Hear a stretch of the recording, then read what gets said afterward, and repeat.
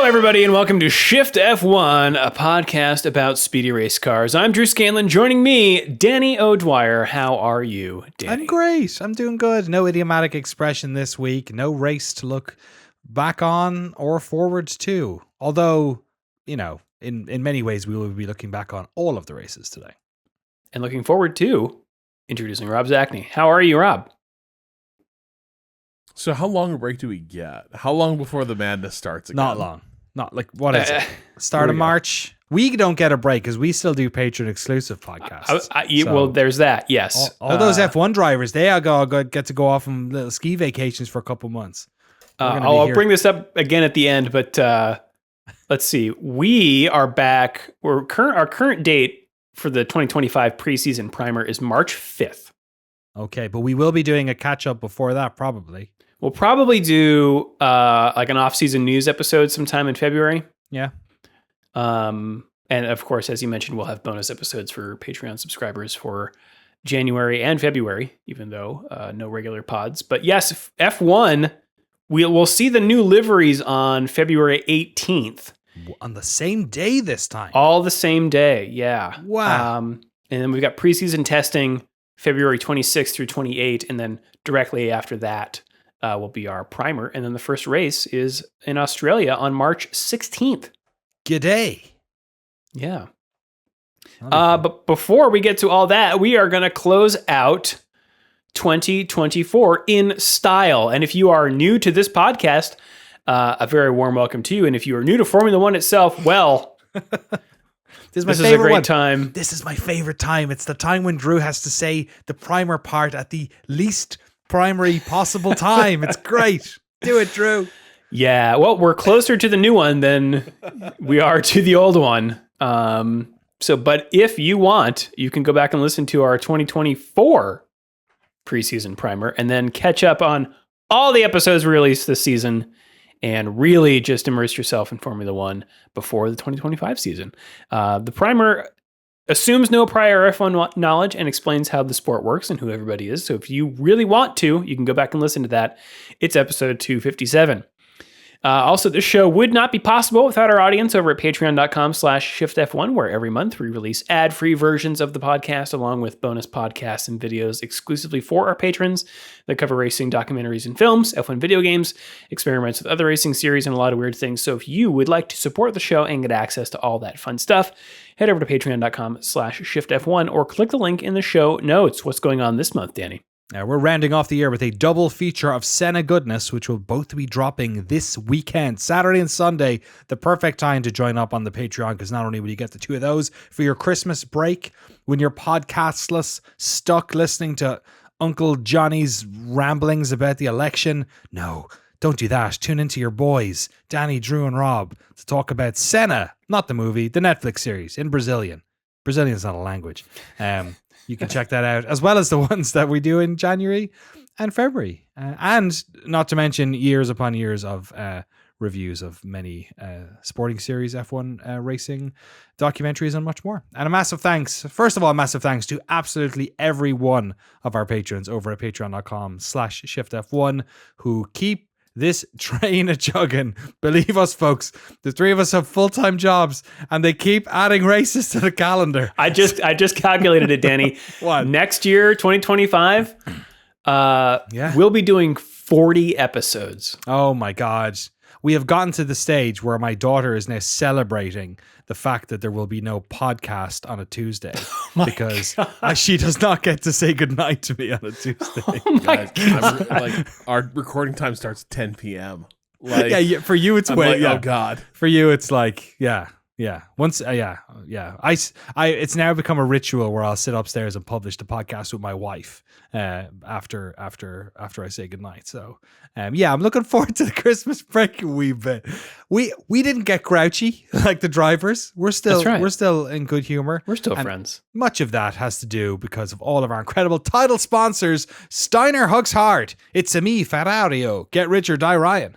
Agave ATX, Cyphus Training, Turf SES, at Team Blackjack, Michael Maves, Gordy's Army, at Talking Autos, Olivia Evans, TelemetryDeck.com, FTC, Drew Stewart, Bailey Foot, Abdullah Al-Thani, Jason Chadwick, Abram Getchell, The Space Above Us podcast, Go listen to that when you're in the break as well. Buddy Fiend, Snigs, Alex Couchet, Max Voltar, Circuit Demon, Troy Stammer, William Rumpf, Irvine Clinical Research for all of your clinical research in Irvine over the holiday period, Lachlan the Madden Man, Samurai Love Story, and Jason Kelly. Thank you all so much. By the way, if you do want to sneak out, if you ever feel like you got that title sponsorship, but you're a little bit worried about being, hey, everyone's like, hey, where'd Troy Stammer go? What happened to Troy Stammer? Oh, it looks like Telemetry Decks decided to pull their sponsor. This is the time to do. If you want to do it, this is the time to do it. But also, if you want to sign up and be part of the new season, this is the time to do it as well. So I'm just putting it out there because I know, there's a little bit of social pressure sometimes when it comes to title sponsorship. So if you want to do that, or you can rebrand. You can always rebrand. You don't have to be Snigs forever, You do you. It's the beauty. We are much like Red Bull, which will Red Bull's second team.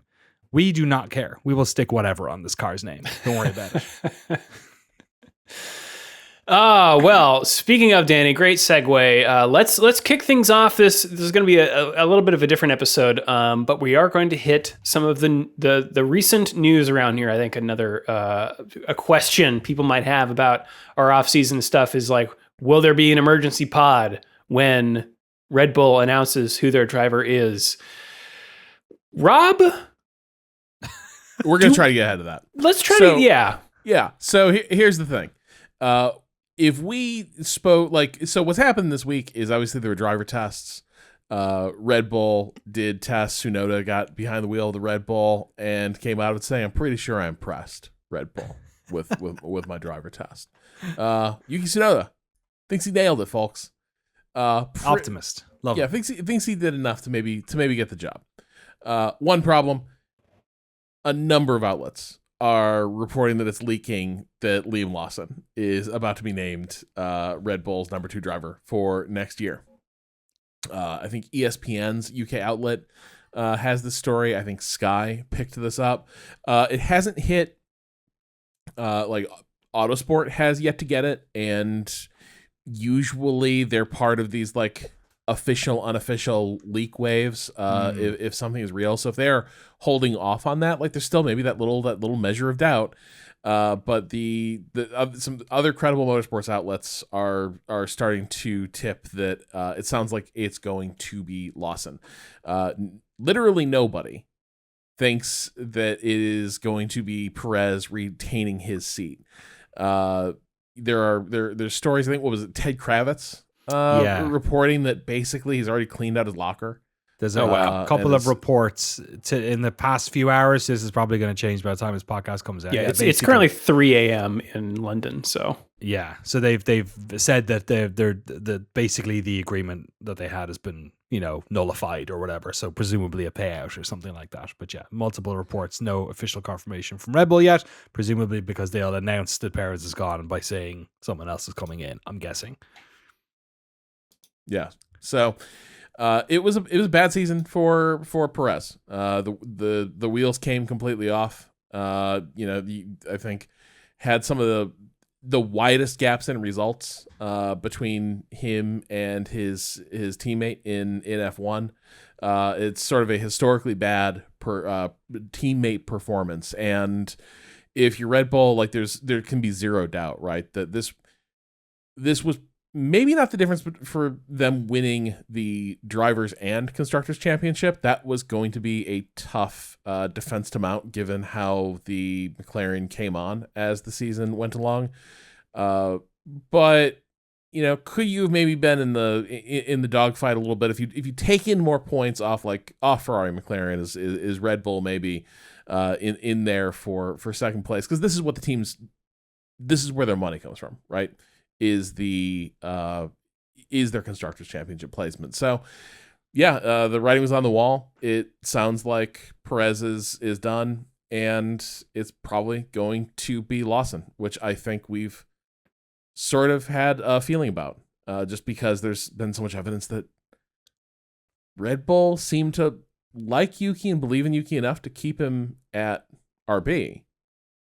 But it just seems like they've never taken him seriously as a candidate for promotion. Yeah, whether or not they think the ceiling is low on him and perhaps higher on Lawson. It's one of those Yuki to a certain degree is a known quantity, and the problem with somebody like Lawson is that like there's really not enough data. And so, but that you can be very optimistic about maybe, where that might go. I don't think it's a crazy decision or anything. It seems like the most sensible decision of the bunch of them. Honestly, I think my heart would like to see Tsunoda doing that, but I too have reservations about his ultimate ceiling, as skill as a driver. I hope he sticks around for a long time though. I like him as a driver. I like him as a personality. And yeah, especially with Zhou going, I think, we're at a real, he's the only Asian driver I think left on the grid at that stage. So it was interesting in the article where he's talking about his driver test results. He spoke to the fact that like he said some of the things he felt he did well in the driver test was he spoke to their concerns about temperament, ability to give feedback about car performance that is sort of actionable, like personal conduct in the car. And I think that's interesting. Like it seems like Tsunoda's been given a real frank like discussion with management about the performance review thing. He's taking it seriously. You can tell in a way that maybe in that first season he didn't. And I think there's I think you read between the lines. Like again, we've always suspected there's an element of I don't know, just a bit of xenophobia, that conduct that is sort of accepted as like, oh, that driver's just a little spicy, from like an ornery Dutch kid comes across as like, whoa, Yuki is completely off-piste here. We can't have this. But I do think there's also an element of Yuki does get stressed and does get a little pissed off, and I do wonder if maybe two drivers with a temperament like that might be like. I wonder if there's a little bit of, the thing about Lawson was he was really game when they sort of threw him in at the deep end and told him to go, and that might be kind of the. It seems like what Yuki's sort of speaking to is like he's already been told that it's kind of a vibes thing. That it is just sort of the way he goes about his business that is maybe the thing keeping him from making that leap. And that appears to be what he's working on. But if these preliminary reports are true, the decision's already made. It's going to be Lawson. But, it doesn't have to stay Lawson. Red Bull's unmade this decision before. Yeah, that's true. And also just to like sort of separate Yuki from the equation, I think Lawson has done well in the times he's come in and, on short notice, and he seems like a capable driver, and he's shown improvements as well. It's all going to come to, like, even in Yuki's test, he said it's a very different car, right? Like there's something about that Red Bull, that car that is, whether or not it is tweaked towards Max's preference or just an innate part of the way that car is designed, but all drivers, even really good drivers, struggle with it. And so, it doesn't really matter, I guess, who's the best driver in a way. It's whichever one can jump on this particular. It's like jumping on a bull. It's like a cowboy jumping on a bull if they can hold on long enough, So we'll have to see. A racing bull, Danny? A racing bull. Oh my God. Maybe the most embarrassing thing about this sport is the names of some of these teams. And I think last year was a particularly sour one for that. We had a bunch of really stupid names. Kick Sauber. Like, what? Kick? They didn't even have, remember, they change it.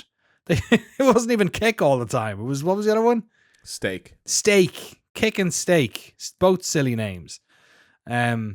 Obviously, Red Bull last year was called Visa Cash App RB for Formula 1 team, which is... But this time last year, we were like, oh, they're going to call it RB. What could that be? Could it be Racing Bulls? And they were like, no, it's not going to be Racing Bulls. Well, next year, it's going to be Racing Bulls. They're calling it Racing Bulls. RB, Racing Bulls. Because they had like when they announced it was RB, people found like, oh, Red Bull has trademarked or like copyrighted Racing Bulls. So that's what it stands for, right? And they're like, nope, what are you talking about? That's next year. We had Scuderia Toro Rosso, right? And we left it in the dust. Ugh. You could argue that it was a downhill slope nonstop. I quite like Minardi as a name when they originally acquired them. Then they named them Toro Rosso, which is a fantastic name. Yeah. Red Bull in Italian just feels good. Alpha Tauri, based on just this Hang weird on. clothing brand Can thing. you say that that's when the driver pipeline broke? Alpha Tauri with Gasly. Toro and- Rosso, where the entire seamless promotion. Did Max Verstappen ever drive something that was not a Toro Rosso? That's the last promotion they had that worked well. I don't think he was ever. I think AlphaTauri happened after he left. It Like, did, can yeah. you date the entire unraveling of their driver pipeline to beige dumping clothes. the Scuderia Toro Rosso? He wasn't the last one though either. It was still Toro Rosso when what's his face? Russian Kvyat? Kvyat was there, right? Well, yes, but then Max came after him. Max was after. That's true. Yes. Yeah, Kvyat yeah, got the gosh. nod, and then remember he was he hit Vettel, Mhm. and at Oh, you're at saying Russia, in Red Bull at, he was at after. Sochi. Yeah. He was Yeah, promoted. yeah. He's at Sochi. Yeah. He just like drives up the back of Vettel, and afterwards Vettel's like, "Hey man, like you can't do that at turn one." He's in Professor Seb mode, right? And Vettel's like. And Kvyat was like, "Hey man, what do you want to do? That's racing, basically." And he's like, "Yeah, that's racing. Okay, but we're both out of the race." And that was like Red Bull being like, "You can't do that to our boy." And also, you're driving like a Pratt, and so they dumped him, promoted Max, and the rest is history. Hey, it didn't stop Daniel Ricciardo doing it in Baku to Max, a couple of years later. But yes, it was Minardi, then Toro Rosso, then AlphaTauri, then Visa Cash App, RB Formula One team, and now it is Racing Bulls. They're back. Do you want to know the new numbers for the new drivers? 4 of the new drivers. We don't know what's going to happen with the second seat. We don't know what's going to happen at the second seat in... Wait, who's the second driver at RB? We don't know yet. We don't know. Okay, yeah. So we don't know that, and we also don't know who's going to be the second seed in Red Bull either. That's right. So this might not be all of them. Actually, it definitely won't be all of them. So Gabriel Bortoleto is coming in with number 5, which was previously used by one Sebastian Vettel. Alpine's Jack Doohan has 7, which was Kimi's number until he left in 2021. Andrea Kimi Antonelli has chosen 12, which was last used by Felipe Nasr. There's a name we haven't talked about in a hot minute. heard that name in Good years. In 2016, that seems like too recent for Felipe Nasr, but there you go. And then Ollie Behrman is going to race as 87, which hasn't been used for a round of the World Championship since Red Amick, which is an amazing name, entered the 1959 Indianapolis 500 using it. Wow. That seems crazy. That was back when the Indy 500 counted As in a Formula One race. That's Yeah, it how was old just- it is. Yeah. Red Amick. He must have been like a fighter pilot or something. Yeah, that's Red sweet. Amick. 1959. Yeah. Oh, yeah, look at this guy. God, this guy looks like a Formula One pilot. Look at that guy. Red Amick from Kansas City, Missouri. Amazing. Look at that. 2 entries. Okay, he's not that good. He was in 2 Indy 500s. That was it. 59 and 60. Well, yeah. There you go. 87. Surprising. Do you want to talk about Rwanda? Yes, Danny. Okay, Rwanda. I had a segue, and I'm not. Nope. There's a Rwanda. there's has a film? launched. There is a film about Rwanda. there's a hotel. There is a film about a hotel in Rwanda, and it is rough watching. That's not the Rwanda of today. I don't think it's not. I'm pretty sure it's not. But also, I don't know that much about Rwandan politics at the moment. I did a quick little Google beforehand. But let me get Then to I'm the sure you details know everything. of why I did that. It's because Rwanda has launched an official bid to join the Formula One calendar. Alexander Wirtz is designing it, who is a journeyman driver. He was in the sport for about a decade. He was a Benetton, Williams, and I think maybe McLaren. Austrian dude. Wasn't the worst, wasn't the best. Thank you very much. I'll be here all week. Try the veal. But he, apparently this is a fairly serious bid. He has been a track designer for some time, I believe. Okay. Yeah. Unsurprising. He won 2 Le Mans as well, actually. He's a good driver. Apparently they're rebuilding the airport and are adding this large racetrack to it as well, and they're making a serious bid for it. For years and years and years, people have been saying we need to get a race on the continent of Africa. Middle East sort of doesn't really count. We got a lot of them there in those petro states, and there used to be one in South Africa donkeys years ago. I feel like we haven't been there since at least the early 90s, maybe late 80s. I can't remember that one. Hamilton's been very pro this as well. I mean, in general, I think like this is a global sport, and as cool as it's been to see a bunch of expansion races, it is kind of ridiculous that we haven't had a new one in either South America or the African continent. Arguments again, it's the same thing as any time we have a new race and you look at Human Rights Watch or whatever, the Rwandan government, it's sort of a polytheistic government.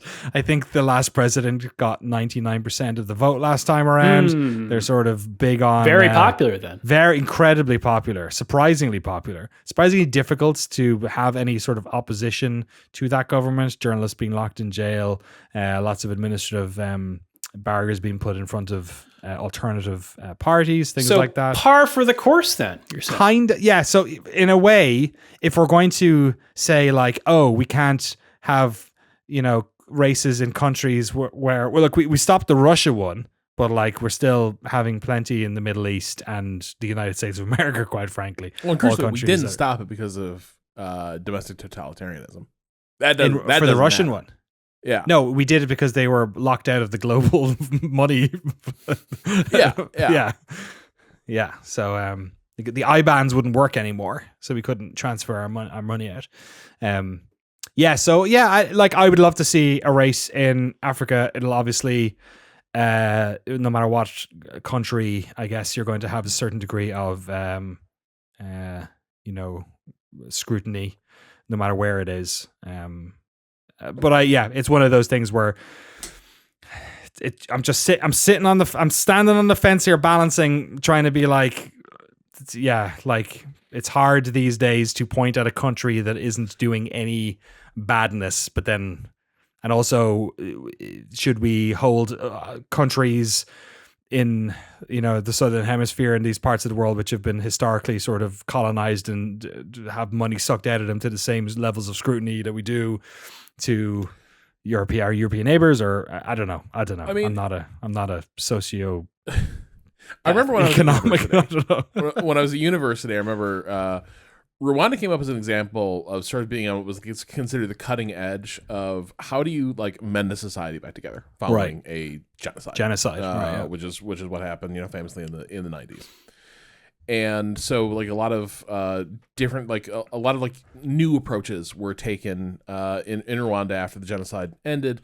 Sort of the truth and reconciliation model was the one they applied there, where like basically what you have to get ahead of is break the cycle of violence, hold perpetrators to account, but actually just make sure that the past doesn't get swept under the rug, that there's not still people like sitting there being like, we're just going to pretend this never happened. Hell no. And that's how you end up with a militia still carrying stuff forward. Well, like the Indonesian genocide version of that, which is that like, oh, the victors get to write history and just sort of like live as heroes in daylight, even though they are, committed atrocities, and their neighbor next door had all their family killed by them, and they just have to be quiet for the next, 2 generations or whatever. Well, and then crucially, like, what happens in Rwanda is like the initial like perpetrators of eventually they're defeated by the people they were attacking, and that's kind of the government that I think swept that like sort of came to power at the end of that war. So like I'm sympathetic actually if there's for most people, Rwanda is synonymous with like one of the worst genocides of like the 20th century. And to an extent, like I understand, like if you ever need like an example of like why it would be so important for a country to get something like an F1 race, it is just to have something that's a big global event that you can like put the cameras, roll cameras, and like, hey, like Rwanda is not perpetually like 1994 here. Like it is not like the story is more complicated. Like time has moved on. I don't know if you are aware of this from any of the Premier League football you've caught over the past couple of years, but my football team Arsenal is one of a number in Europe that have Visit Rwanda written on the side of their jerseys and have done for a long time, and it's been a point of some conversation within the fan community. Arsenal being one of the most popular clubs in Africa as well, Premier League clubs. I mean, so yeah, I'm totally with you. There is you can see you can look at it through the lens of either sports washing or no, we genuinely want people to think about our country in a way that is not this horrible. Well, horrible, it's kind of horrible both. thing. Like, yeah, because yes, to the other point, I didn't know much about like. So what is the state of like the Rwandan government? Like how representative, how free is Rwanda? And the minute it was like they might be getting an F1 race, I was like, things are probably not going well. Yeah. As far as like having like if you're it's a canary in the coal mine for corruption.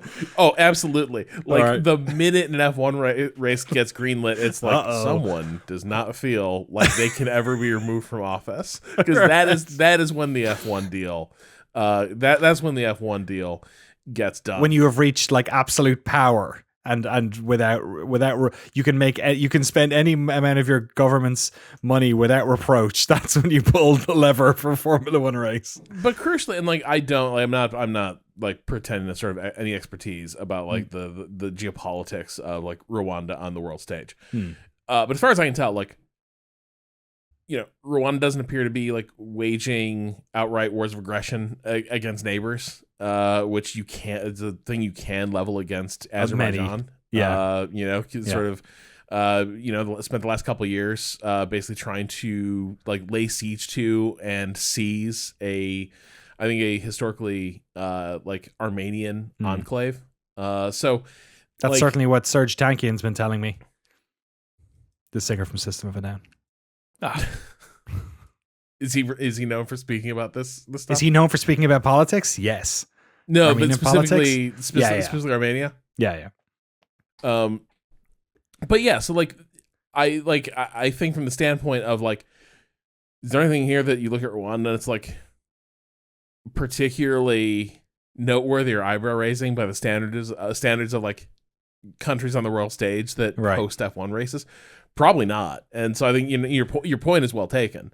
That they have a lot of good reasons to want a global sporting event, and a lot of things that like kind of make you about Rwanda are the exact issues, maybe not even as severe as all the Gulf State F1 races. Hey, look, everything around the Black Sea. The president of Rwanda got 99% of the vote. What percentage of the vote did the leaders of Saudi Arabia, the United Arab Emirates, Qatar, and Bahrain get? Right. Well, it's not official yet. We shall watch it. Is there a track layout here? No. Not in this article. So. I didn't see one. No. I'm sure Verts has it somewhere. He's keeping it close to his chest. Well, further changes coming down the pike. A couple rule changes here I just wanted to flag because there was some meeting in Rwanda, in fact. Really? The World Motorsport Council. Yes, this is also where Max Verstappen is doing his community service. Yeah, so there was some event. And we've decided to include driver cooling with some regulations around it. We sort of talked about this a little before in the season. Now we have rules that say if the FIA's official weather radars, can you pluralize radars? Predict temperature over 30.5 degrees Celsius, a quote heat hazard will be declared, which means that the teams must equip their drivers with their cooling systems, and thus the minimum weight on the cars will be raised to 5 kilograms as a result. So those are, I believe, as we mentioned, liquid cooling devices that kind of like the cool shirts. Still suits. That's right. Yeah. And then another smaller regulation for 2026. For 2025, the McLaren's DRS trick where their wing slot opened a little bit on the straights where there wasn't a DRS zone, that loophole's been closed, and some more 2026 stuff about active aerodynamics, which I'm sure we will get into before that season. So, with that, we're going to take a quick break, and then we will be back with some thoughts on 2024 and looking ahead to 2025. Stay tuned. All right, fellas and listeners, I am going to put my cap on.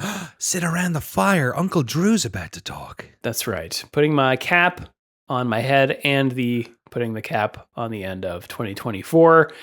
A couple things, sort of primary. I guess I'm thinking about the preseason primer coming up. We didn't really talk about this throughout the season, but as the season gets closer to the end, people start wondering, like, well, what is the Constructors Championship? What do these championships really mean? Obviously, the Drivers' Championship is the most high profile.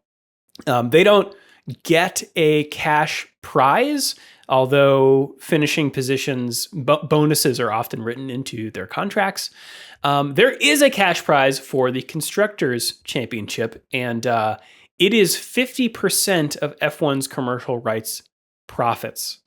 There are some weird bonuses, like Ferrari gets 5% just for being Ferrari. That has been written into the documents for a long time. But Autosport has put together this article where they basically take the estimated prize pool of last year, and if we assume similar to this year, then the prize pool will be $1 billion. Jeez. And if that's the case, number one, McLaren in the Constructors' Championship will get $140 million. Ferrari gets 131. Red Bull gets 122. So Danny, as you were saying, like if Perez cost them one place only, that's $9 million. And if it's two places, that's $18 million. Fourth place, Mercedes will get 113 million, Aston Martin 104, Alpine 95.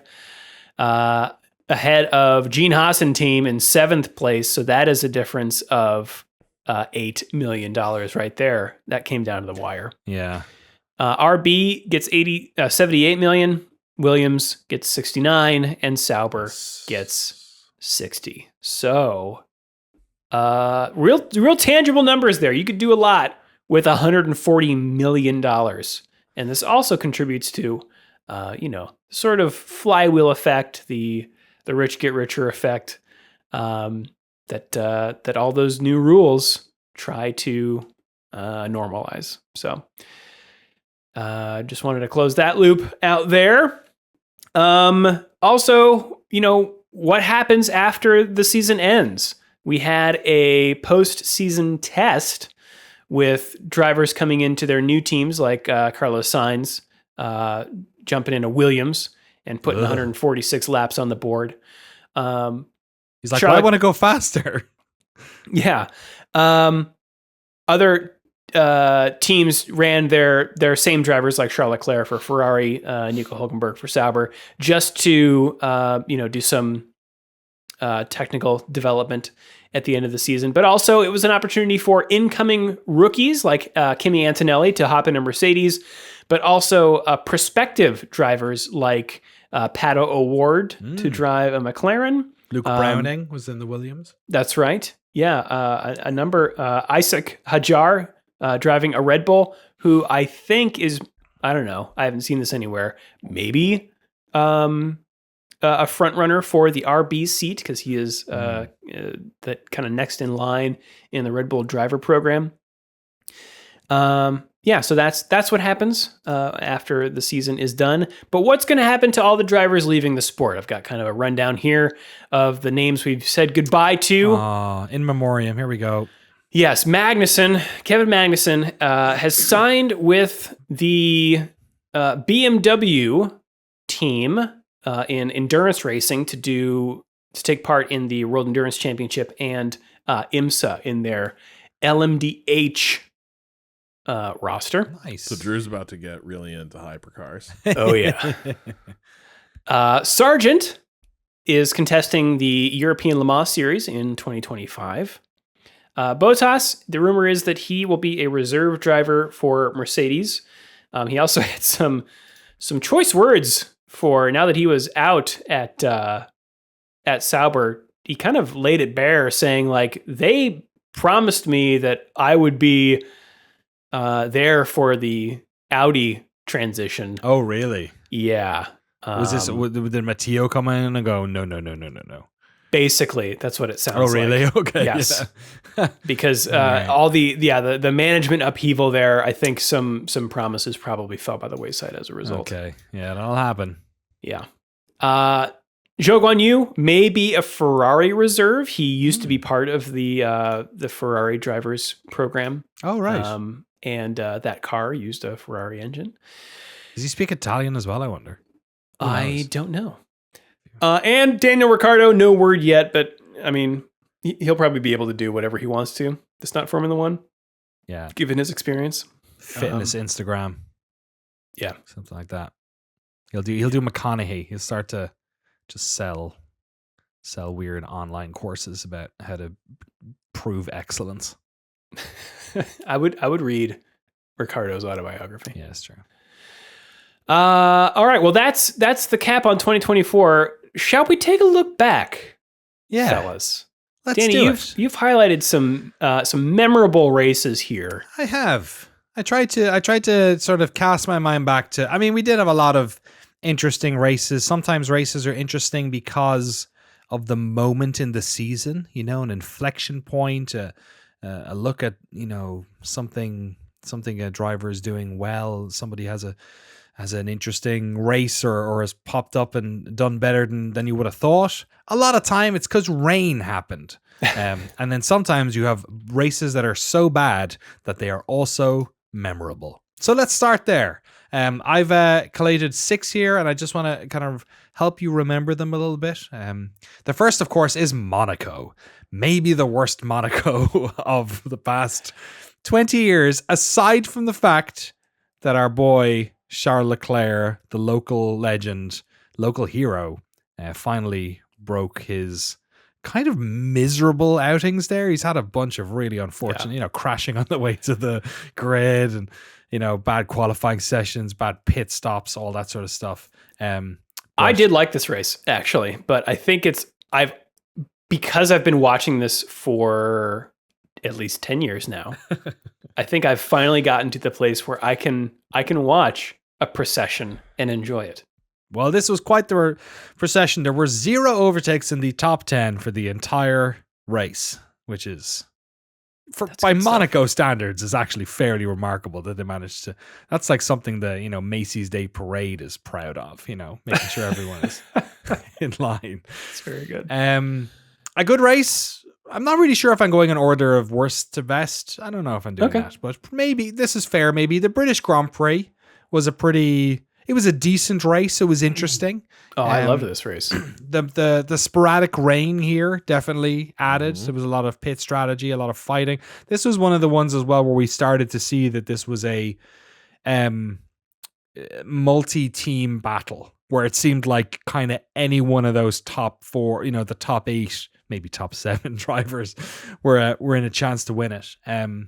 But this one ended up going down to the end with Lewis Hamilton winning his first race in almost 1,000 days, weeping on the radio to Bono as he called him after he crossed the finish line. This is a favorite of yours, Drew? Yeah, absolutely. I mean, the on and off rain is always a delight. A 4-way battle for the lead could not have been predicted. Certainly not by us, but maybe by anyone in those first few races. And to see the season have turned around halfway through was just, that made it all the more exciting. It was the first, I think, real fight between Lando and Verstappen as well. Verstappen came out on top of that one, but it was interesting. And Hamilton, to see those. He was feeling a little washed up, and it was like, I don't know. And then he came and won this race, so that was cool. Yeah. Miami. We all were expecting a snooze fest, and this one was bananas. There was overtakes in places we never thought. There was overtakes all over the place. Again, those top 4 teams could have been anywhere. We had a bunch of safety cars, so there was a lot of tire strategy. When should I go in? And in the end, we had Lando Norris finally breaking his duck and getting his first ever Formula One win after 110 races. which is Yeah. pretty hard doing. And yeah, I was very happy for him in this one. This was we were expecting this one to be a right snooze fest, and it actually ended up being pretty great, especially for a street course. Yeah. Spa was an interesting one. I think this is sort of like an F1 purists fun race, because on paper, like, it wasn't much, there wasn't much overtaking, I guess, going on, but it was very much about tire strategy. And the last half of this race, certainly the last third, was really wild, as we saw George Russell break from the entire rest of the field and go for a one stop in Spa. All the top drivers were in the mix on this one again. Ultimately, it came down to Hamilton versus George. Can Hamilton catch George? And remarkably, George managed to pull it out for what would have been a remarkable win had he not been disqualified after the race. And was it for fuel? I forget. Wait. It was fuel or the because remember that was where the skid block rubber pickup became. That's what the Yes. theory was. You're right. Because they came straight in. Spa's so long they don't go around the track. Yes, you're right. They just loop around, don't they, and come in the exit of the pit lane. Man, yeah, heartbreaking for him. Canada was another. I mean, Canada in the rain. Is there a better race? It doesn't matter what year it is. Canada, a splash of rain, a little wet Gilles Villeneuve action, absolute baller time. Great rain. A lot of fun with Kevin Magnussen tearing it up on the wets, just overtaking everyone like he's got the game set to easy mode. Loads of spins and crashes. Carlos Sainz was just doing pirouettes in the grass at one stage. Lots of near misses here. Albon did maybe my favorite overtake of the year, where he did the crazy double overtake right before the final chicane at the Wall of Champions, where he overtook one person on the left and the other on the right, just like breaking between them. Absolutely delicious. Yeah, and a great battle between the three teams as well. I think if I remember correctly, it was Verstappen who won, and it was largely because of this was one of the races where maybe Lando's pit strategy wasn't amazing, and he ended up coming out a little bit behind everyone. Yeah, you remember he came out of the pits barely ahead of Verstappen and then immediately lost traction, and then Verstappen was ahead of him. Another fun one. And maybe the best race of the year was the one where, unfortunately, everyone on this feed had to listen to your boy Danny doing a solo podcast after it. We were very unlucky that week. Actually, no, well, it was hand on heart. It was also my fault because I did not turn up when Rob was ready to record.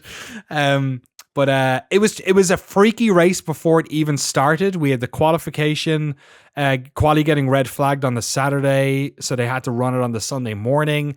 You had Lance Stroll crashing on the formation lap. Then you had a broken, aborted start where half the field left and the rest didn't. Right. It was just like crazy. You could tell there was electricity and chaos in the air that day. And yeah, it was just a wild track with bunches of rain and red flags, crashes, restarts, spin outs.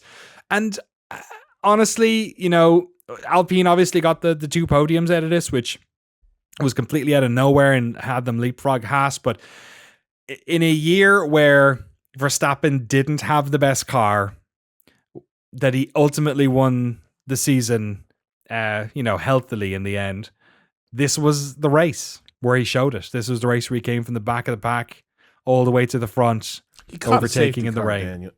Daniel, like he, what's that? Like we need to. He got the red flag. Yeah, he did. He did. He got looked well. This was one of those. The bounce went his way about as hard as it possibly could. Same with Alpine. I also don't think people should be out there being like, man, those Alpine boys, like, what an incredible drive. We tend to do this a lot when it's like, bad, like, well, and truth be told, it does sort of come from the back to the front. Like it is a very good drive, but it gets overrated, I think, because like these safety car reshuffles and the free tire change, and then the way track positions paramount. Like this was a gift.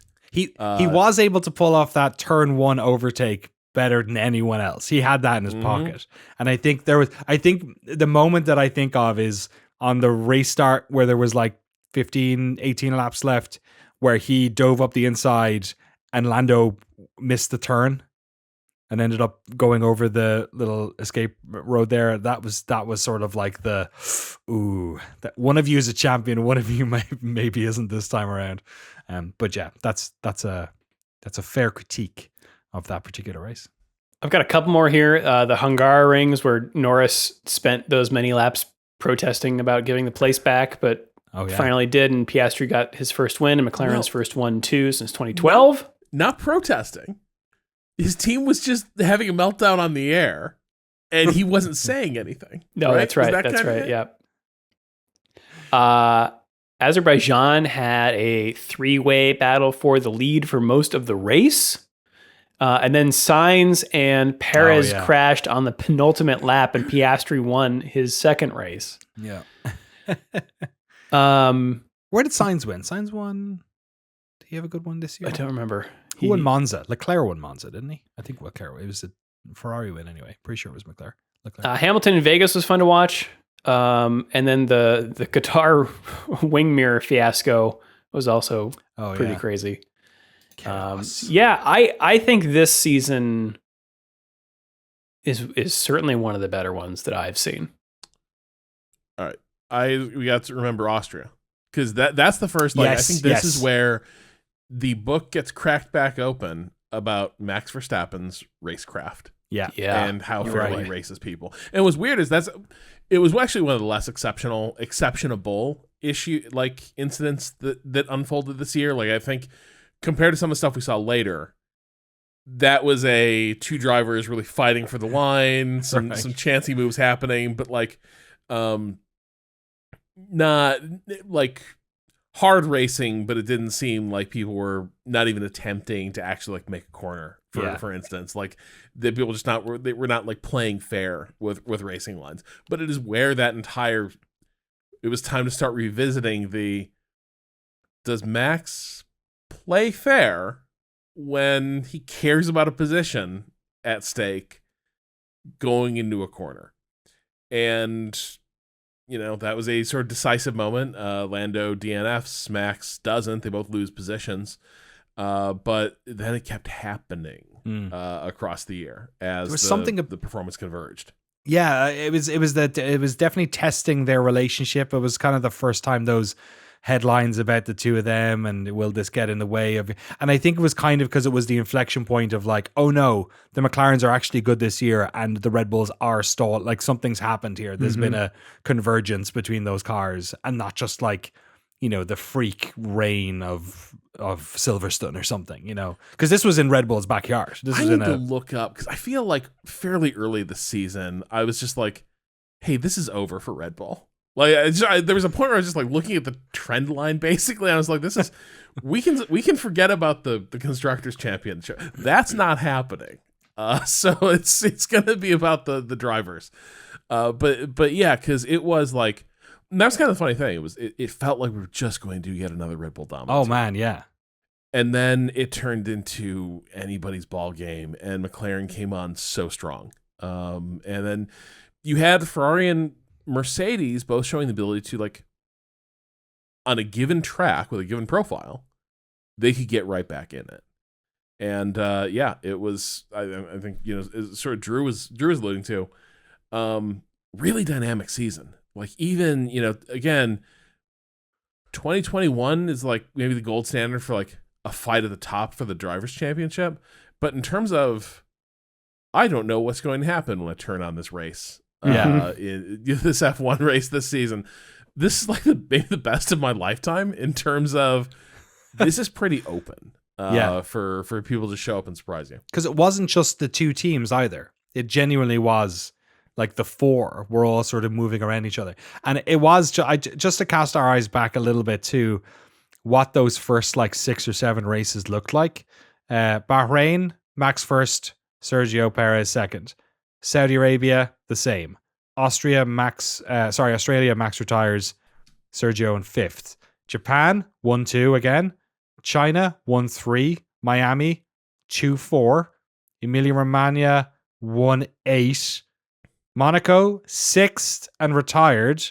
Then Canada, first for Max, retired. first in Spain, and then Austria fifth, Silverstone second, Hungary fifth, fourth, second, sixth, and Perez never gets higher than like reasonably seventh. He gets a sixth in Zandvoort, but the rest of them are like 8, 7, 17, 10. Like, so it was around that time where we were like, oh, this is over, man. Like, it was Spain basically. And then that Austria race actually was, before, it was the race before Silverstone. That was the one that was basically the inflection point of, oh, the McLarens have caught up with them. It's weird. But we weren't sure because we were like, it's at altitude. Maybe there's some strange other, you know, blah, blah, blah. Well, there was drama on the track and off of it. I have compiled a list of news stories from 2024 that I thought stood out. We certainly don't have to list all of these because there are a lot of them. But what's standing out to you guys? I mean, kicking things off with Christian Horner being a sex pest was really a way to start 2024 and nearly tanked that team. And who knows how much of an impact it actually did make. And we did see a lot less of him this year. Like, interviews. Do you guys have that as well? I feel like we didn't get any of that dialing into him during a race. I didn't see him nearly as much in pre and post show stuff. Yeah, I feel like he was still pretty exposed out there. The whole thing was kind of odd because it was you know, there was the internal investigation stuff, and then there was the leak of what purports to be like the sex pesty messages that he was sending. The Verstappen leak. The Joss thing, right? It was all against this backdrop of a number of the stories that Drew sort of highlighted in this list. Like, this was sort of like the first domino going over, but to a degree, the fact that like this was being leaked and highly publicized was itself reflective of the fact that what we kind of had was the fact that Dietrich Mateschitz' dad meant that there were just like ridiculous court politics unfolding at Red Bull about who is going to be in charge of this program moving forward, who's more important. And in the middle of that, you also had, Jos Verstappen sort of sticking his oar in. Remember that ridiculous detail that, what was it? Helmut Marko had changed Max's contract to make himself like sort of a linchpin to holding on to Max, and he was like a dead man's handle on the and contract. Horner was never told. It was just like, oh, I can sign this. I can sign this piece of paper that says, like, it was. It really did expose the degree to which it was like. I mean, basically, it was Succession, right? All right. Like, Adrian Newey's in there. You know, like. Leaving because he's mad at Horner because they shared a assistant or something. That one was wild. A lot of dirty laundry getting aired out there. I expect to see none of this in Drive to Survive next year. Maybe also omitted from that series, Ben Sulayem being accused of meddling with a race result. I cannot stand him. He did it again at the end of meddling with the race result is an actual sort of, tangible thing that he has done that is bad. But just his presence has annoyed me the entire time. He was doing it again at the end of the Abu Dhabi, pally around with everyone, hanging out in the green room. I'm just like, fuck off. Just go home. Just loathsome. Like, it is bad vibes. Somebody needs to hack it so that digitally I can replace him with Firehawk. When he appears on TV, and just instead, like, no Ben Sulayem. Oh shit, it's Firehawk. What are you doing here, buddy? I love that guy. In the car. And he'll be like giving thumbs up. See, why can't AI do fun, interesting things like that help us? Yeah. Now, this has been the year of like Ben Sulayem being like, it's time for me to become a main character in F1. Yeah. And I think at the end of the year, he got his wish list of like being empowered. Like the ethics investigation that got him, that sort of called into question like we handled the race results earlier in the season. Well, ethics questions are now they are handled within the office of the FIA chairman. That is just now how that is handled. He's got a drawer that has ethics written on it. Yeah, he has far more control now than he did. Very frustrating character. Yeah. A lot of legal action here. We got Felipe Massa, speaking of meddling with results. Oh, we'll keep an eye on that one in 2025. Can't I'm wait. sure we will. That is not over. No further developments. I did Google it a few minutes ago. No Okay. further developments.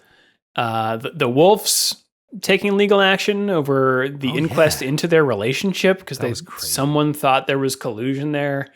Haas trading lawsuits left and right with Gunther Steiner and Uralkali in Russia.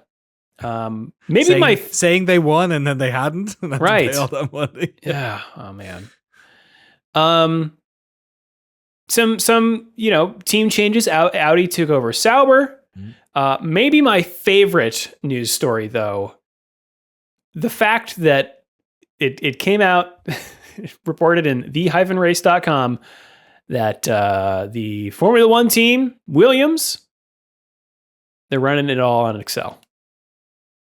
It all is just one Excel file, and it's big, and it takes a long time to load, you guys. And we can't update these Windows XP machines. God. Yeah. Yes, the rot was deep, it turned out. The technical rot was real deep. And that was all set. Who it wasn't leaked. That was all just I think it was James Vowell was going out. Vowell, let me tell you how we're modernizing this. And like really making clear part of his strategy is like the narrative of the Williams turnaround. With himself as kind of the main character. There was the Instagrammer as using the F1 moniker. We have not been sent a cease and desist as of yet. Yeah, knock on wood. For Shift+F1. Knock knock. Magnussen earned a race ban. Yeah, Ricardo getting kicked out mid-season. Sargent getting kicked out mid-season. Yeah. Andretti. Yeah, Rob being kicked out of his team. Yeah. Nobody likes you, Mario. You gotta go. You really rubbed these people the wrong way. Right? They kind of told us. That's like some Game of Thrones shit. It's like, yes, we will give you the North, but you must strike. You just can't. Yeah, you can't be king. Like this is your dad can. You got to go. But everything you've this has been your dream for years. It's all gonna happen, buddy, and you will not be part of it. It's like some anime sacrifice nonsense. You know what I mean? Yeah. You can do it. Flavio Briatore back in the game. Oh boy. That's weird. That part did Massa do his lawsuit before or after that happened? Because I bet it didn't help. Yeah. He's like, what? We got an F1 movie coming. It's called F1. Yep. Great. Can't wait. Not since the band called The Music is it going to be as hard to find media around this. The band. The band. Fuck. You're right. Or the band A. See? You don't even know who they are. I don't know. I once met a woman named A. Really? Yes. Just the letter A. The letter A. It's like Homer, what was it? Homer J. Simpson. We can't curse anymore. Yeah, you can't. Or you have to go to Rwanda. Right. Alpine is now a Mercedes customer team. Right. We ditched the fastest lap point. We fired the race director mid-season. A lot of mid-season escapes here. Yeah. And then Russell and Verstappen's weird feud. I hate that one. It's very, I hate it. It's embarrassing. It's not even fun. No. Yeah. And with all those changes, only 2 teams have the same lineup next year. Aston Martin and McLaren. God, next year's going to be chaos. We're gonna be 6 races into next season, and we're going to look back at the driver lineup from this season and go, "What happened?" It's just it's so strange. It's a real like. Okay, everyone, we're changing desks today. You're all sitting with your best friends. We're going to change it for the rest of the year. Okay, you know what I mean? Like, I'm very like. I don't want to talk it up. We'll get to it in the primer. But next season, I don't know. This could be a fucking good season. There's been so much, like for a long time, F1 didn't have a lot of turnover, right? That like it was becoming there's not a lot of places for drivers to ascend in the sport. People being so conservative about this stuff, and now there's this real like we got to get these rookies in here. Yes. Like, everyone's got to find their like promising rookie. And I suspect like a big thing that I expect next year to have a fair bit of mess, because I just do not think there's any way all these guys are really ready for prime time. Right? There's a lot of guys who are getting their rides in part on the strength of like showing up people who are sort of wounded birds. And then there's some people like, look, this Kimi Antonelli thing, I'm just so curious how it pans out. This feels like Toto Wolff was like, God damn it, I'm going to get me a Max Verstappen. I missed out on Max Verstappen, but I'm going to get me one. And it's going to be this guy. Oh, shit, he just wrecked the car in testing. Well, hang on, look at this data. Tell you why he wrecked this car. He was just too good at driving it. I know. When he was doing that car, it so couldn't fast. take. Yeah. He drove it so fast it wouldn't turn. We do have a fair number, you're right, of unknown quantities. Bortoletto joining Sauber. Jack Doohan joining Alpine, although we did get one race out of him this year. And Kimi Antonelli joining Mercedes. Behrman is somewhat of a known quantity. He's had a few races under his belt over at Haas, and Lawson also technically hasn't raced a whole season, but seems to have held it down in the RB. The biggest loser, the one that's just going to sting all year, is Sainz in that Williams, and that might be a 2026 thing. Yeah, more than, but it's just going to suck. It's going to like suck seeing him there for a year. I don't know. I saw some people saying that like he came out of that testing session with the Williams not looking happy. Okay. Like there was a real like welcome to your life type moment. Well, welcome to the email section, shiftf1podcast@gmail.com or f1.cool/emails. We got a little grip of them here. Dan, you want to kick this one off? Yeah, Rob, not our Rob, other Rob, writes, "Hey Shifties, during the race in Abu Dhabi, one of the commentators, not sure if it was Brundle or Crofty, mentioned that McLaren will have the advantage of having the first pit box next year. I remember hearing it in years past about both Mercedes and Red Bull, but I never can quite figure out why it would be an advantage. All drivers need to drive the entire length of the pit regardless of where the team's garage is. Any insight would definitely be appreciated." So they do the order of the garages, and so on the circuit side, the pit entries, in order of constructor championship. So that means McLaren of the previous year. Of the previous, well, it can't be of the current year. That would be, well, they could change it race to race. Race to race. Oh yeah, lots. that would be a nightmare. It's not just the pit; it's also the location of the team, like whatever you call those things, the big buses, the trailers, the hospitality. Trailers. Yeah, so they are now. If you are closest, if you won, you are closest to the entrance, which some of them quite like. There's a great bit in Drive Just 5 a few years ago with whoever it was on the Williams side walking the entire length of the paddock to get down there.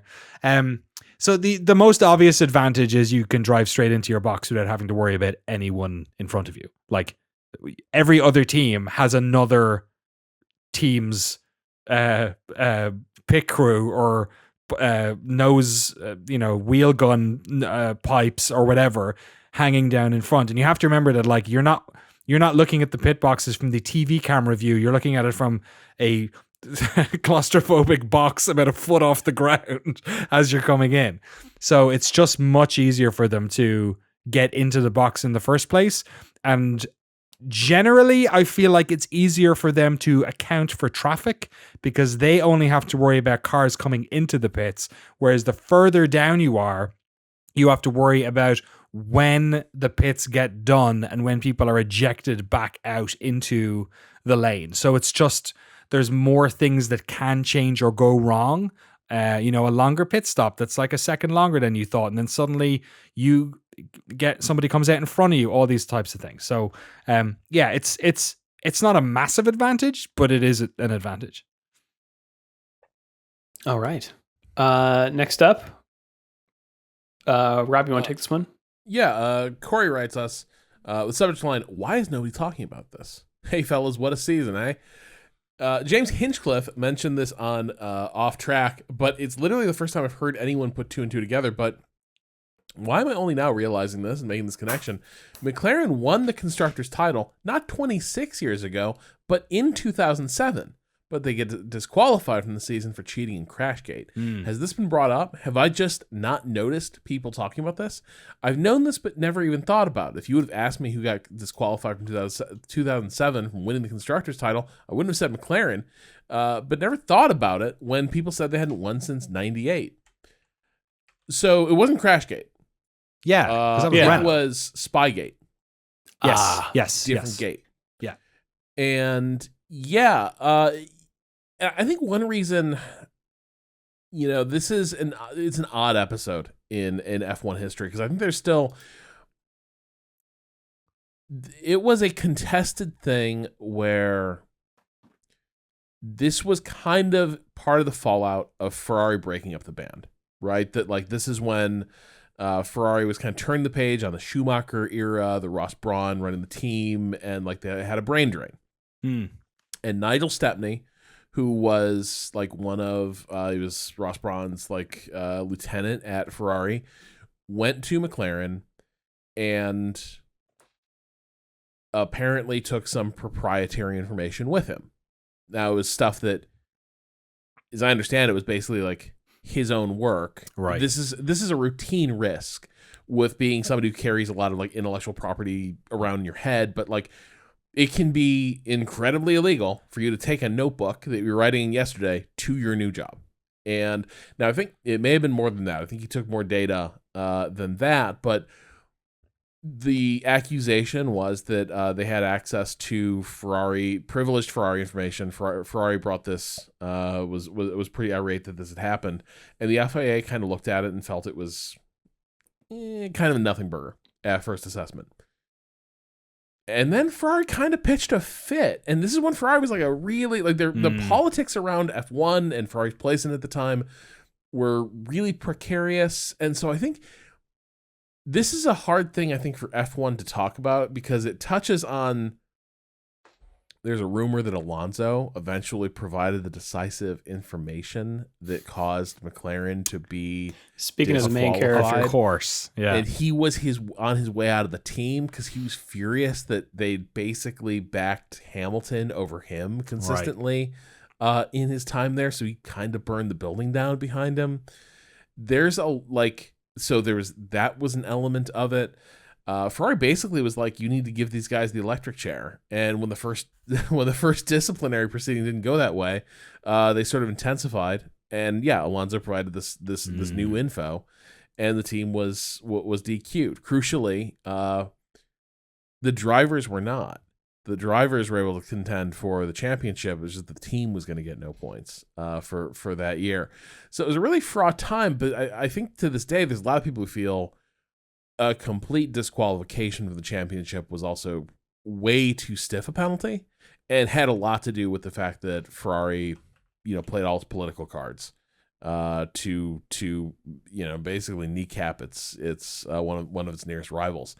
So yeah, I mean it's a hard thing for people to talk about, because in some ways I think the whole incident is collectively embarrassing. And as much as like you can talk about the Wolf Horner like skirmishes these days, you do not see institutional hostility between teams the way, like, that is ultimately what Spygate came out of. Yeah. Was that like, yeah, these teams would seek to destroy each other. And I think Liberty has done a lot in that respect to get everyone under the same. And I also think that the just general rise in popularity of the sport has sort of chilled everyone out a little bit. But you're 100%. We don't that type of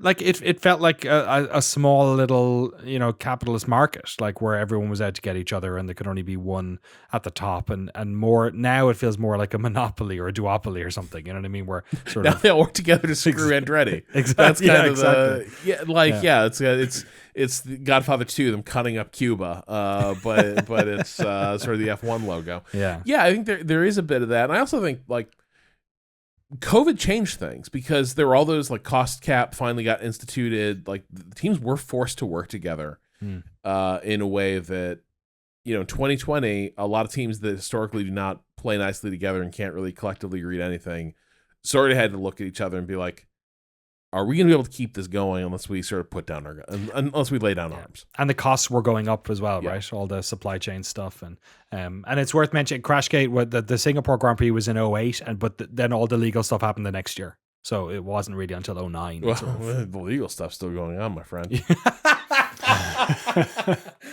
Lewis Hamilton's locking up his trophy from that year, just saying, Yep. not. I'm like, from my cold dead hands. Jamming it in a box, like writing a series like of send to care of, and just like send it on a journey around the world.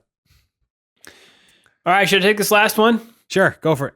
Chris writes, I have a question about the unsung heroes of F1, the mechanics. How, or rather, does each driver in a team have their own set of mechanics, or do both drivers share a pool of mechanics? How do pit stops work? Are there dedicated mechanics who trail and specialize in pit stops, or do the same people perform both roles? So I'll address the second question first. This is a question I had when first watching F1. Like, all right, we get these people who run out of the pits. They're dressed in their cool suits, their fire suits, and they look like they've trained specifically for this, taking the wheels off, putting them on. It happens so fast. Clearly, that is their only job. In fact, those are the same people who build the cars, which I think is cool. And I don't know, I've never heard this suggested, but I definitely think that needs to be a rule. You cannot have dedicated pit people. As far as the separation between the two sides of the garage, I think you certainly have an engineer per driver, who is like sort of the lead mechanic for that car. And I'm willing to bet that, yes, you have duplicate roles, one for each car, just so that you have, like, if both cars need to be worked on, you have a person to do the same thing. So I don't know that for sure, but that is my guess. Do you guys have any more insight? The thing I wonder about is, like, for instance, in the case of, like, it's happened to many teams, happened a lot to Williams, where one car would have to be rebuilt overnight, right? Does the one side of the garage dichotomy still apply there? I always get the sense that, like, when the chips are down, it's all hands on deck. Like, it's one garage in a crisis. And then for, like, setup and, like, doing maintenance on the car, yes, there's driver one, driver two sides of the garage. But I've always suspected, like, when it hits the fan, it is the team's mechanics, and you're gonna go where we point you. Yeah, for sure. Shift+F1 podcast from gmail.com or often.cool/emails. You can also hit us up on the socials. That's us around the internet. Danny, do you want to take it around the world one last time this year? Let's race around the world. Is there any racing? There is a little bit of racing, Danny. Formula E has already started. Oh, Jesus. Did you watch it already? Did you see the madness? No. Is there madness? There was a car flipped upside down. Oh, my God. There was some madness happening. Wow. Yeah. Well, the second round of the season is January 11th. So that's not this week. It's not this week, no. Danny, you're alluding to madness. Because I missed this. Did they change their, like, speed boost zone rules to make it even more bonkers? I think you can do it earlier now, because I saw somebody did it on, like, the third lap, and I was like, huh? And they've also added these LED stripes to the wings and the side pods that I think change color when you're in that mode. Great. Yeah. So my answer is I don't know. I only watched the long highlights of the race afterwards, but there was a bunch of, like, gamer lights on Formula E. Yes, yeah, it looks like Alienware is sponsoring these cars. That's what it looks like to me. Did you see? I forgot to check this. Can you access the full races on their YouTube channel? Formula E. Yeah, I am not. I don't think the full race. I didn't watch it there. I think the highlights go up there. The shorter. I'm seeing highlights. Yeah, short highlights. I think they might. In years past, and I think they did this with F1 Academy as well this year, is you will get the full race, but it's not for like a week or two. I don't know if that's what they're doing this year or not. Okay. I'm seeing, I'm on their YouTube channel, just the free practice sessions. Okay. But in the US, you can apparently watch Formula E on CBS or Roku. I'm going to put a lot of the links to this stuff in the show notes. The World Rally Championship starts on January 23rd. You can watch that with their paid subscription. I think you can get the highlights for free. NASCAR season starts with an exhibition on February 2nd, followed by the Daytona 500. Sorry. The Daytona 500. Thank you, Drew. On February 16th. Merry Christmas. Jesus loves you. And NASCAR. In the US, you can watch that on Fox. Also, they have all of their 2024 races up on their YouTube channel. Oh. The Australian Supercars season starts February 20th. They also have a paid subscription. And there's a number of series that you can watch the 2024 season for free, like F1 Academy on their YouTube channel, NASCAR World Endurance Championship. And if you have Max, HBO, whatever that is now, you can watch MotoGP, 2024 MotoGP, and the 2024 24 Hours of Le Mans. Yeah. IndyCar, I didn't see full races on YouTube, but they do have their extended highlights there as well. And obviously, you can tune in to our Patreon episodes. I'm going to go down everything that we did this year. We did the Michael Fassbender movie Road to Le Mans. Yes, one off this time. No multi-part series. That's right. Ferrari, 2023 Michael Mann film. Good stuff. We did a double feature of the 6th season of Drive to Survive. The Stuntman, which featured a car. What? That was good stuff. Another double feature of the anime series Overtake. That might have been my favorite one this year. I think is up there for me. The first 4 episodes of Tour de France Unchained for your different style of racing. I forgot to watch the rest of that. I need to go back and watch that. That was cool. September, Rob and I did The Last American Hero, which I also really enjoyed. That one was fun.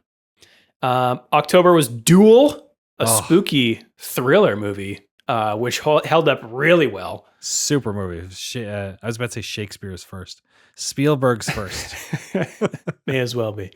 And then we're closing things out with another double feature of the Senna Netflix series. So if those sound good to you, sign up for Patreon and check them out. We also have every other year that we've done that is also available. But when will we see F1 again? I said this at the top of the show, but we'll see the new liveries on February 18th. Everyone is getting together somewhere in Britain, England? I think. Yeah. For that's right. They have that big we're doing all the liveries at once. They're selling tickets. Yeah. Yeah. It's a whole thing. Yeah. Where is it? Yeah. London. Preseason testing is February 26th through the 28th, and then the Tuesday or the Wednesday after that will be our preseason primer on March 5th, and then the first race is in Australia on March 16th. So we'll have the primer, then the following week will be the pre-Australia show. Nice. Like I said, we're probably not going to do an emergency pod for the Red Bull stuff, so our first episode after this is probably going to be an off-season news update, maybe sometime in February, depending on if there's some very shocking news. But we like to just sort of take a time, about a month before everything starts, to clear up anything that has happened in the off season. And again, our current date for the 2025 preseason primer is March 5th. And we will, of course, have bonus episodes for Patreon subscribers in January and February. But that's what's going on in the days to come. Danny, what happened on this day in history? This day was a boring one, so I'm doing what I did last year. I'm pretty sure I did this last year as well. And I was going to go Christmas. We're going to go Christmas. We're going to bring it to December 25th. You did this last year, so you're saying the same one as last year? I think I did. Okay. But the fact that I can't remember means that probably our listeners can't remember. That's not true at all. And it is a good one. Okay. I read I read Christmas Eve. I read New Year's Day or New Year's Eve. I read a bunch of them. They were all boring. They were all incredible. Like, there's no racing, folks. All right. So Danny can now just go hunting for more interesting, like we've done on this day in history, but now we can just be like, in a more interesting day in history. Exactly. Yeah. A better day. Let me cook just one time. You know what I mean? Let me free ball it. On Christmas Day, Dennis Jenkinson was the most famous Formula One journalist in the world, and after a spirited but underfunded racing career, he returned to reporting when he became the Grand Prix correspondent for Motorsport magazine in 1953, writing under the name DSJ. He continued to act as a co-driver, and in 1955 he won the Mille Miglia, which we talked about in Ferrari, road race in Italy with Sterling Moss in a Mercedes. Jenks used a series of notes about the track and obstacles, a revolutionary innovation at the time, which is now standard for any rally driver. Motorsport racing lore has it that Jenks took to the public roads in Hampshire on Christmas Day 1958 in an unregistered, unsilenced, unroad legal Lotus Formula 2 car. He reasoned the roads would be quieter and police scarce on the festive holiday. And then lastly, Wilson Fittipaldi was born on Christmas Day in 1943. The elder brother of the double F1 champion Emerson, Wilson never hit the heights of his brother, scoring just 3 points in 35 race starts. Happy birthday, Wilson Fittipaldi. All right, that was a good one, Danny, because I do love every time we get to go back to an earlier era in motorsport where like this guy changed the whole game. We stand the shoulder to giants. This guy was like, hey, what if we like mapped out the course layout and took some notes about like what's going on there? And everyone's like, you can study for this? Hey, is that legal? You can study for the rally? Guy's got a notebook. He knows the future. He knows what next turn is happening.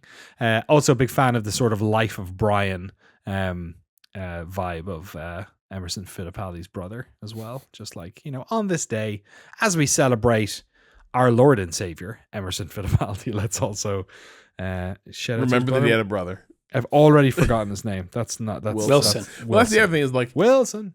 Emo. Great nickname. Great, awesome. Wilson Fittipaldi. I don't know. No, doesn't do it, does it? Well, we finally got to the end of the episode, the end of the season. Final thoughts, Danny. That was a long season. Yes. That was a long season. Christmas days and 7 days. That was a long season. Yeah, what a weird little season. Just started out like, God, I thought we were white knuckling it through the boredom season back 4 races into this one, but turned out really interesting. Although it turned out really interesting a little bit late, because as optimistic as we were that there might be some little fight in the Drivers' Championship, it was never really on. Next year, though, who knows? Especially if it's not just a 2-horse race, if it ends up getting split a little bit more, it could be a classic. Although I'm going to knock on the wood here, because God knows it could also be the opposite. Final thoughts, Rob.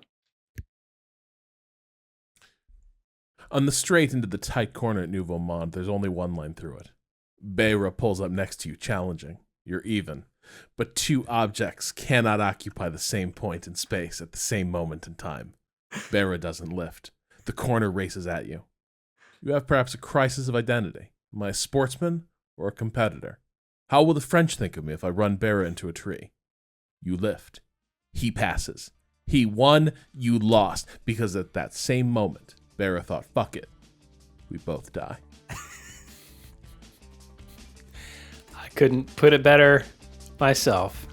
And on that note, if you would like to support the show and get access to all of our bonus episodes, the ad-free version of the podcast, and the official Shift+F1 Discord, you can do so over at patreon.com/ShiftF1. Have a good race weekend, everyone. We will see you all next year. Happy Christmas, Happy New Year. Love you, boys.